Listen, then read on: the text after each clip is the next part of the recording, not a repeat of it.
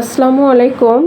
আমার কাছে দূরে দেশ বিদেশে যারা আমার ভিডিওগুলো দেখবেন অবশ্যই সাবস্ক্রাইব করবেন এবং ভিডিওটা সম্পূর্ণ দেখার চেষ্টা করবেন।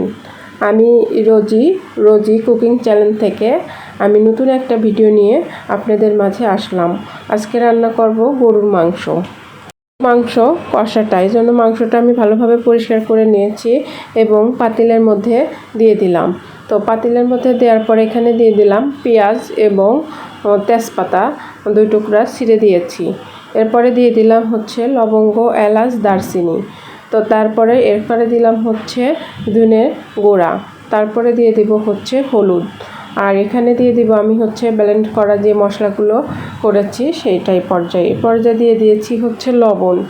তো ব্লেন্ড করা মশলাটা হয়ে এখানে নিয়েছি আদা, জিরে, রসুন, শুকনো মরিচ।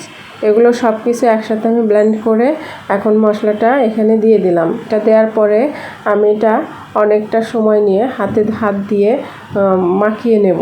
তারপরে দিয়ে দিয়েছি হচ্ছে সরিষার তেল পরিমাণ মতো।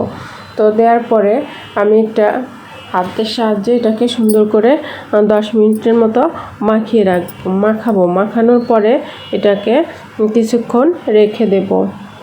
তো হচ্ছে আমার ভিডিওর যদি কোনো অংশ একটুও ভালো লেগে থাকে অবশ্যই পুরো ভিডিওটা দেখবেন আর সাবস্ক্রাইব করবেন যারা নতুন আছেন। আর যারা পুরাতন আছেন অবশ্যই আপুরা ভাইয়ারা যারা আছেন ভিডিওটা সম্পূর্ণ দেখবেন। কারণ হচ্ছে ওয়াচ টাইম তো হচ্ছে না, ভিডিও সাবস্ক্রাইবার বাড়তেছে, লাইক বাড়তেছে, কিন্তু ওয়াচ টাইম হচ্ছে না। আমি মনে করি সবার ভিডিওতে একই সমস্যা। সবাই শুধু ভিডিওটা ছাড়ার পরে দেখা যায় নোটিফিকেশন পাওয়ার পরে দেখা যায় যে হচ্ছে ভিডিওতে এসে একটা লাইক একটা কমেন্ট করে চলে যাচ্ছে, আর কিন্তু এটাতে ওয়াচ টাইম হচ্ছে না। তাই সবার কাছে অনুরোধ সম্পূর্ণ ভিডিওটা দেখবেন এবং ওয়াচ টাইমটা পূরণ করবেন। কারণ আমরা তো সবাই এখানে কাজ করতে আসছি, আপনারা তো জানেনই যে ওয়াচ টাইমটা অবশ্যই প্রয়োজন। তো প্রয়োজনীয় যে জিনিসটা অবশ্যই করতে হবে। তো হচ্ছে যারা কাছে দূরে আছেন তারা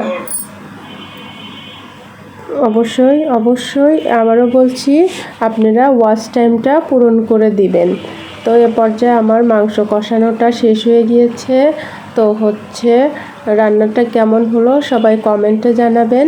সবাইকে আল্লাহ হাফেজ, সবাই ভালো থাকবেন। আসসালামু আলাইকুম।